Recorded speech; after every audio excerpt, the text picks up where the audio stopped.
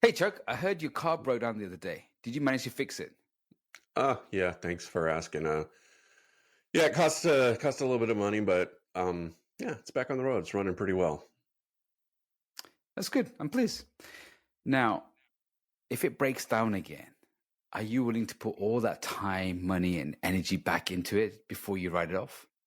That's a great question. And if I know you, Faisal, sounds like you're driving this conversation someplace. Am I right?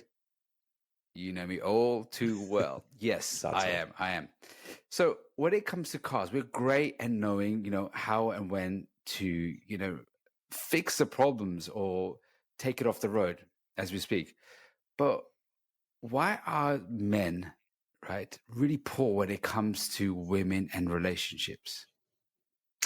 Another brilliant question. I guess if something is broken, how do we know when to fix it or when do we leave it, right? So let's look at the 5 reasons why we rescue, as nice guys, broken women.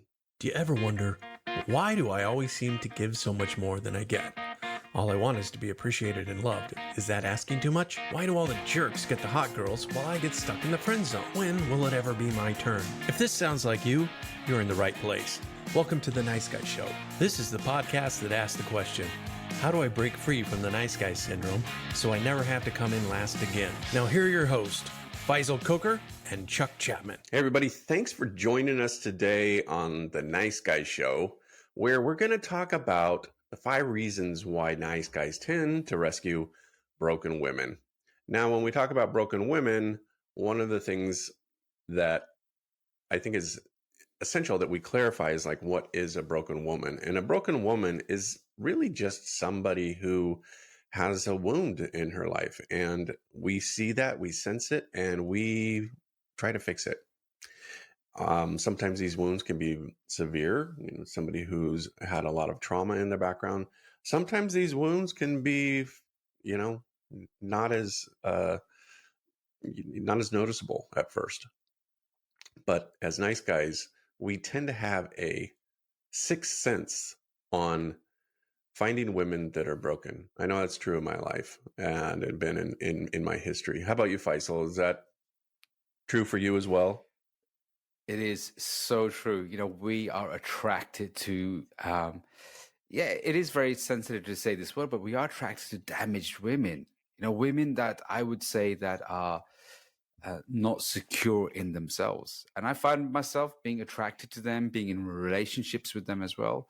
And, it got me.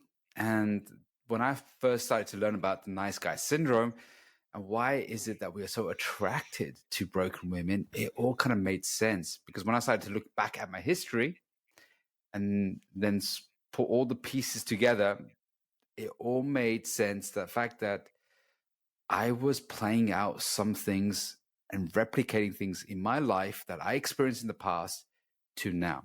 So, Chuck, tell me, who was the first person that you rescued? You just put a lot of time, energy, money in rescue.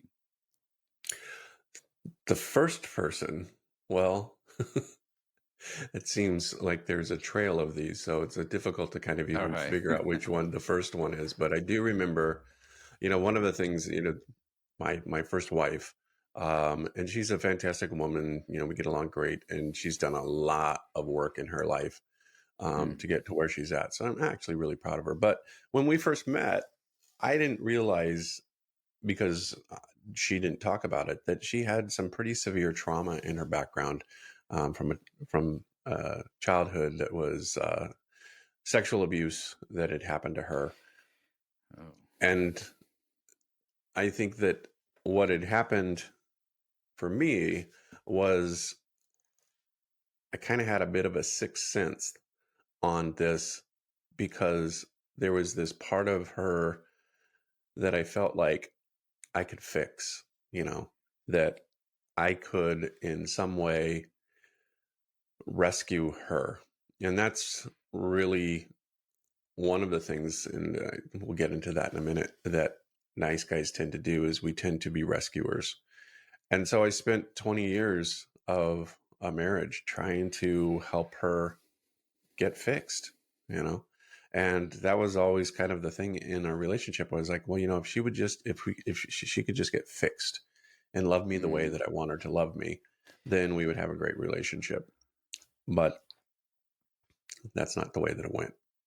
And instead, we finally ended up calling it quits. And honestly, I think we're both better off for that. How about you? So my first girlfriend, I was about 17, 18. Mm-hmm. And it was a relationship which lasted for 6 years, incredibly dysfunctional, toxic. She had a lot of issues.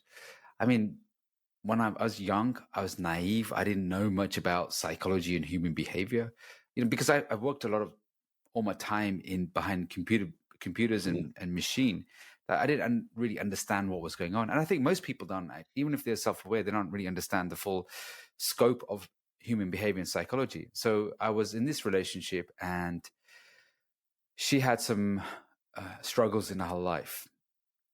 And because she had struggles in her life, I thought, if I am there and present with her, those struggles will evaporate, they'll go away, and then I would feel like I've accomplished something, done something really worthy. And also it'll make our relationship much better.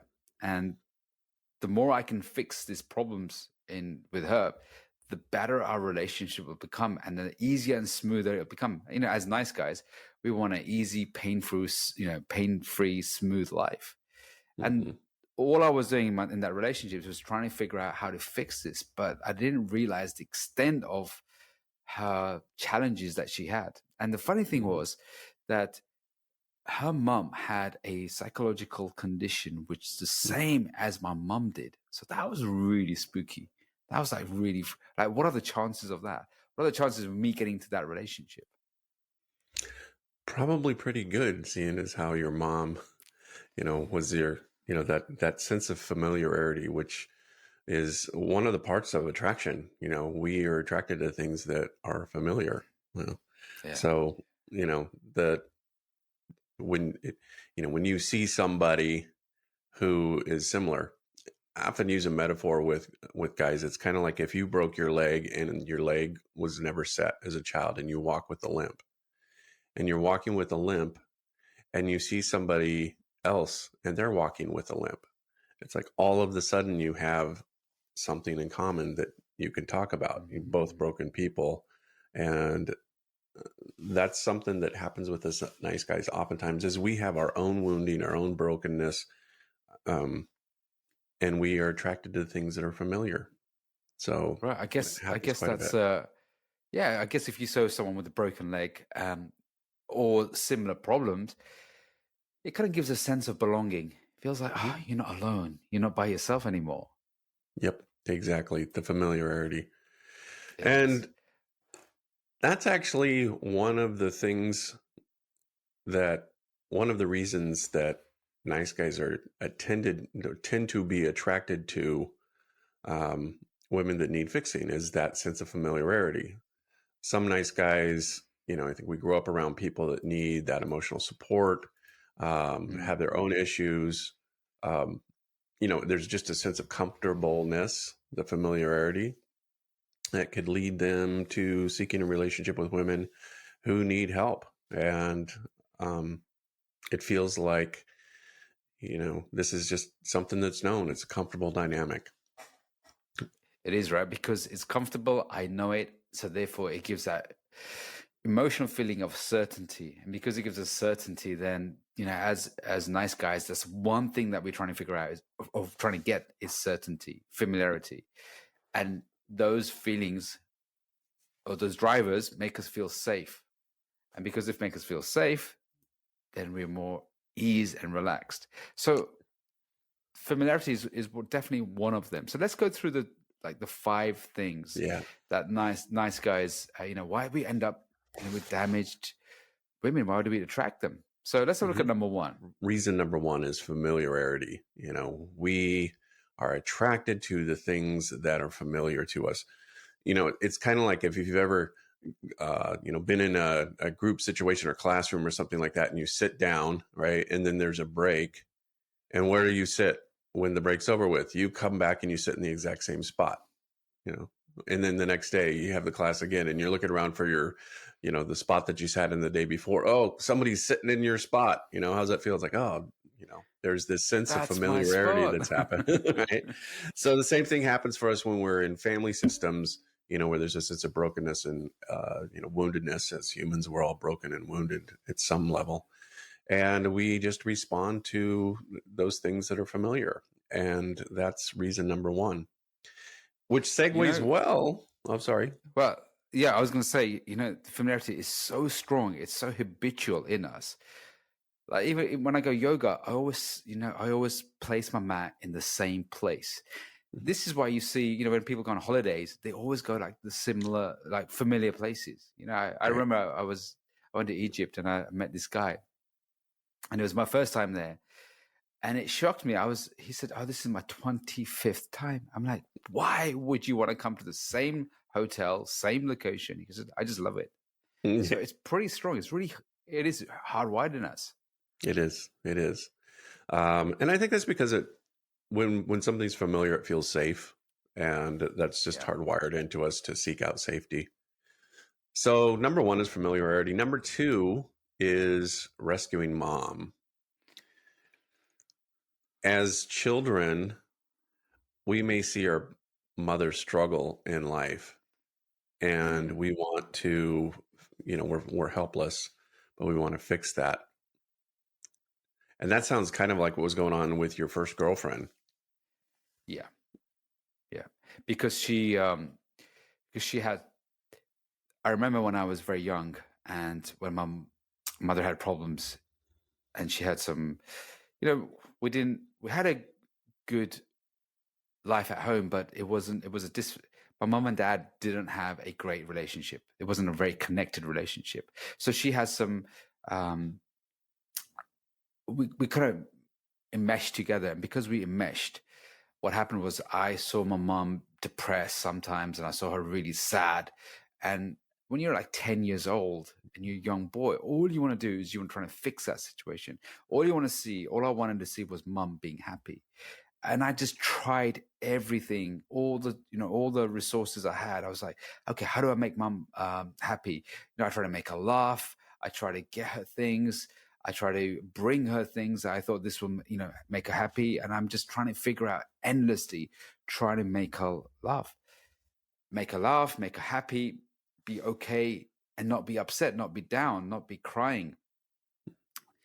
And because when I failed here, and unconsciously, I was trying to replicate the same thing in my first relationship. Because I failed as a child, I'm thinking, right, okay, I have more resources. I'm older. I have money now. I'm more independent. And subconsciously, I was trying to replicate the same thing and trying to fix her in those moments. And as you know, that's a recipe for disaster because you thinking I can fix the situation, but that doesn't work. Yeah, that had to be really hard for you, man. It was very difficult. Because I just all it kept on cementing was I just kept failing. And all it was I'm just feeling like a failure. And I'm thinking, surely there's something out there. Logically, there's something there that will work. So I was tirelessly trying to fix the relationship rather than exit the relationship. I was trying to fix the relationship. It'll get better. I remember one of the things I did was we got engaged. And I thought, if we get engaged, her moods will disappear. She'll become happy. She'll be satisfied in the relationship. No longer would I feel like I'm walking on eggshells. No longer would she put me down because she's got what she wanted. She wanted to get married. So this is your first girlfriend? Yeah, it worked. So we got engaged. It worked for a few weeks. She was on cloud nine. She was really happy. And I was like, this is how it's going to be. That didn't last. Right. Yeah. I think we can get into that routine of trying to make the woman happy. That becomes our goal, right? Because if she's not happy, then I'm not happy. So you had a very strong experience trying to make your mom happy. So it would make sense that, you'd be attracted to a woman who was also difficult to make happy. But when you would make her happy, she wouldn't stay happy for long. And then you would feel like a failure again. Yeah. I didn't feel good enough. That was it. It just carried on. Yeah. And I think that segues well into number 3 of one of the reasons we try to rescue women who have some brokenness is that we crave that validation. We crave the external, like, tell me I'm okay, let me know I'm okay. And if I can get her to feel better, then I feel like I've done my job, and I get this sense of validation. Kind of goes back to the saying that we've talked about before, if mom's not happy, nobody's happy. And that sentiment is part of what really kind of creates the nice guy syndrome, is that we go around seeking to fix women who are unhappy to make them happy. And then we get a sense of validation from that because, oh, look, nobody else was able to do this. Nobody else was able to make them, fall in love or make them happy or make them, not be depressed. I was able to do that. I got into a lot of that as well in my first marriage because my wife was very depressed, and I felt like it was my job to try to get her undepressed. And when she wasn't depressed, when things were going well, I felt really good. I felt like, okay, we finally arrived. Now we're going to have a problem-free, smooth life. That must be really hard because it's like a never-ending cycle, because you think, oh, you know what, when I work on this, it's going to be okay. But then after a little while, it just goes back. And then you're frustrated, you're confused. Absolutely. Because, what do I have to do? What do I have to, how do I finally fix this thing, fix this relationship, or fix this woman? And that's actually the way I define codependency is being in love with someone's potential. I know this person could be a really great person. We could have a really great relationship, right? And so what I end up finding is I'm in love with their potential as opposed to actually being in love with them. And it's in their potential, when they're in their potential, that I'm getting that sense of validation. And when I'm being validated, that feels really great. Look at me. But the problem with giving someone the power to validate you is you inadvertently give them the power to invalidate you. When you were saying that, I could feel my body reacting to it, because it was so true. It's so true that if I have their perfect self in front of me, and because I have the perfect self in front of me, then I will feel fulfilled. I will feel like everything's accomplished. And that validation of like, well done, Faisal. Well done, Chuck. You achieved it. You've done it. And because we have nothing else in our life that we get validation from, we're looking for validation in places in a relationship. That's what a lot of nice guys do, because they're over feminized. The central becomes the relationship, and the validation, the sense of achievement comes from the relationship rather than themselves. Exactly. And that's the reason, the next reason nice guys tend to get in these kind of relationships is we start out with some low self-esteem. By helping women who are broken, we are trying to essentially rescue ourselves because we have a sense of low self-esteem. And we may believe that, we can only attract women who have a sense of brokenness about them, that, and typically I think the women who are broken, and the reason we're attracted to them is because we're broken. they oftentimes struggle with their sense of self-esteem, and like attracts like. And so if I have a low self-esteem, I'm going, and that familiarity, then I'm going to be attracted to a woman who also has a sense of low self-esteem. Because the thing is, when you have low self-esteem, I mean, I had extreme low self-esteem, and this is one of the work I've been doing is, build my own confidence, build my own self-worth. This is the stuff that I help my clients with as well, because they come to me with one thing. It's always clear what they always come to me is the inferiority complex. They feel inferior, they feel broken, they feel lost themselves.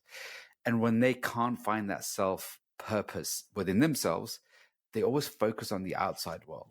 They always try to fix the things in the outside world. That's what the nice guy does. When there's a problem, yeah, sure, I'll come and fix it. I'll help you. Sure. Yes, yes, yes. He becomes a yes man.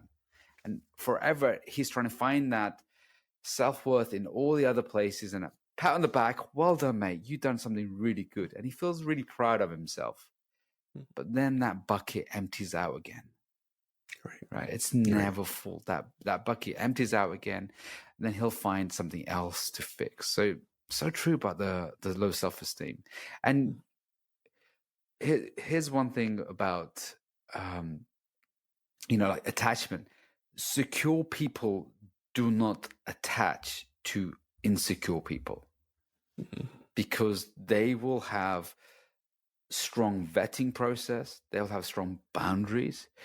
So what I noticed was insecure people attach to insecure people. Secure people attach to, most of the time, sometimes their filters may be out, but they attach to secure people. Absolutely. Which is why I think it's so important to do the work on yourself to overcome the low self-esteem, to overcome the need for external validation. Oftentimes that's by taking a look at your family systems and where you've come from, and just kind of understanding, why you're attracted to the people that you're attracted to. And that, again, the like attracts like. And so as I become healthier, as I become a healthy individual, I start attracting other people who are healthy individuals, people who have done their work. If I'm doing my work, then there's a better chance that people who have done their work are going to be attracted to me. And so if I'm trying to attract healthy women into my life, the best thing I can do is me get healthy, by hiring a coach, hiring a therapist, hiring somebody that can help me work through my own past traumas, hurts, insecurities, so that I can get into a healthy relationship. Absolutely. It's so true. Doing your own work, right? Which is why... Do your own work. Do your work. So the last one, the fifth one, savior complex, right? The white knight, right? So the white knight is someone who rescues women, and it gives them a sense of purpose. It gives them a sense of accomplishment. Right? When there's no purpose, right, he makes the woman his purpose. When he has got nothing else going on in his life, I mean, you'll see that with nice guys. There's nothing like dramatic going on in their life or something significant. When they have no purpose, the relationship becomes everything. It becomes a focus. And they talk about the relationship all the time. They are monitoring the relationship all the time. They're consumed and overthinking about the relationship all the time. And this was me. When I had no greater purpose beyond myself, the relationship was all I thought about. Absolutely. I can relate to that 100%. Nice guys tend to make the woman in the relationship the emotional center of their universe. That we get obsessive. We don't think about anything else. We just kind of crave that attention. We crave that. And so I think there's a sense of, if I can rescue her, and this goes back to this is actually the covert contract. The covert contract is, I will rescue you, and in return, you'll be so grateful that you'll give me the love that I've always wanted. Yes. And so we find women who we see that are in trouble or something like that. Oftentimes nice guys will be attracted to women who, maybe don't have, their financial stuff in order. Maybe they've got, they're single moms. Maybe they're, they come from abusive relationships and stuff like that. And I'm not saying that, those women aren't worthy of relationships, but when a woman is wounded and she works on herself and I work on myself, then the relationship or her, she's not the central theme in my life. She's part of my life, but I figured out my purpose. I figured out why I'm here, what I'm doing, what's my mission in life. And the woman doesn't want to be the mission. She doesn't want to be the thing. No And way. in fact, I think that turns women off is when they sense the fact that, we're trying to fix them or we're trying to make them into the version of them that we want. And Exactly. never works. Well, that's the thing. The mission, the masculine mission is the whole world, the outside world. Mm-hmm. And so this is how I see it.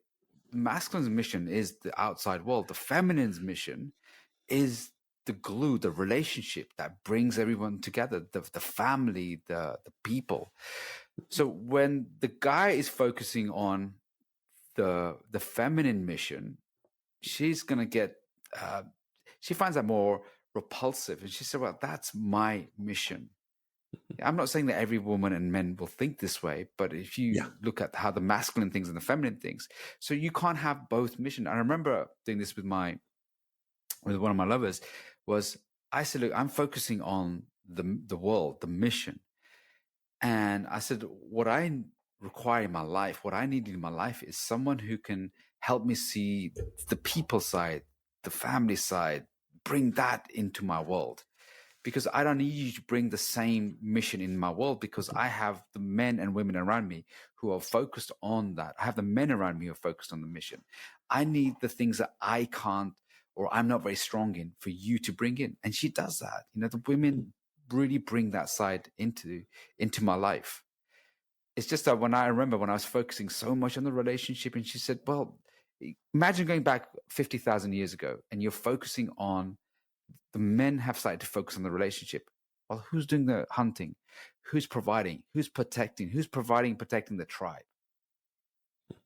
Exactly. Yeah. Well, let's wrap this up, and we will, but just to review, okay, the 5 reasons. One is familiarity. It's something that we're used to, something that we've oftentimes, just feels comfortable because it's familiar. Mm-hmm. And number 4 is like rescuing mom, because we can't save mom. So what we'll do is we'll replicate and give ourselves another opportunity in our life to rescue mom, but through a girlfriend or a wife or something. Exactly. And then 3 is validation. We seek external validation rather than internal validation, and we want women or the feminine to validate us so that we can have the next one, which is a higher sense of self-esteem, because one of the reasons we're attracted to women who quote unquote need fixing is because we need fixing, and we have a sense of low sense of self-esteem. Absolutely. Broken attracts broken. So when we have low self-esteem, that's when we start to think, okay, I'm going to be worthy of love. Someone with higher self-esteem, high self-worth, because they will call out our behaviors. They'll call out, they'll give us feedback that we may not want to have. Because if I'm broken, oh, you're broken too. So it's, again, it kind of goes into the familiarity. And when we have the inferiority complex, because of that, then we can see, oh, someone else is broken, I'm at home. And the last one, Chuck? Last one is the white knight, the savior complex, that we enter into this covert contract of, I will rescue you, and in return, you will give me the love and esteem that I've been craving my entire life. So, Chuck, before we go, just one thing. What's the one thing the guys can do to who are maybe rescuing women? What's the one thing that they can put into place that if they're going out, they're meeting another woman, they can stop and think about before they get into that relationship? Is that, am I rescuing her? Is this a broken woman? What can they do? I think the best thing that any of us can do is to move our focus away from the relationship to ourselves and the relationship that we have with ourselves, and really focus on healing myself and healing the relationship I have with myself. The relationship I have with myself is the most important relationship, because when the lights go off at the end of my life, the only person that's there with me in the end is me. And so if I can really focus on creating a powerful, loving, compassionate relationship with myself, then the other stuff's going to fall into place. But so many nice guys go the other way around. Yeah, because we're trying to fix everybody else, and we're thinking, okay, if everything else is fixed, I will be fixed too. And they're hoping that they will rescue them. This is one of the things I see in nice guys is they always have this, somebody save me, because they're saving somebody else. Can somebody come and save me? So what I say to the nice guys is no one's coming to rescue you. No one's coming to save you, right? You gotta, like you said, Chuck, you got to fix the relationship you have with yourself. When I started fixing the relationship with myself, everything else around me changed. The people around me changed. It improved dramatically. So start building great habits for yourself. Start rescuing yourself first, and then realize that you sort your house out before you sort anybody else's house out. Yeah. I always suggest to guys, like, if you would do this for a woman, you need to do it for yourself. And quickly here, one of the examples, this came up in one of my sessions with this client, and he had money, so money wasn't the issue, but he was traveling, and he called me and he's like, yeah, I'm staying in this hotel, and it's kind of cheap and crappy, and there's like mold in the in the shower, and the bed's all lumpy and stuff, but it was only like $60 a night or something like that. And I said, if you were traveling with a woman, would you be staying there? And he's like, no. And then I'm like, well, why would you be treating yourself less than what you would treat somebody you cared about? Like, check out of that place and go check into a nice hotel, check into a place, like, treat yourself well, love yourself. That's so good. That's so true. Set your own standard up. So he lowered his standard for himself, but in order to look good, to be approved, he'll have a higher standard for her. I mean, how long is it going to take that? Right. To raise your So raise your own standard. Live. That's one of the things I found that has given me a lot of fulfillment in my life, is raising my own standard, raising my own habits, having that in myself. That, when we start to work our own side, you start to feel a lot more stronger. I've got stronger habits.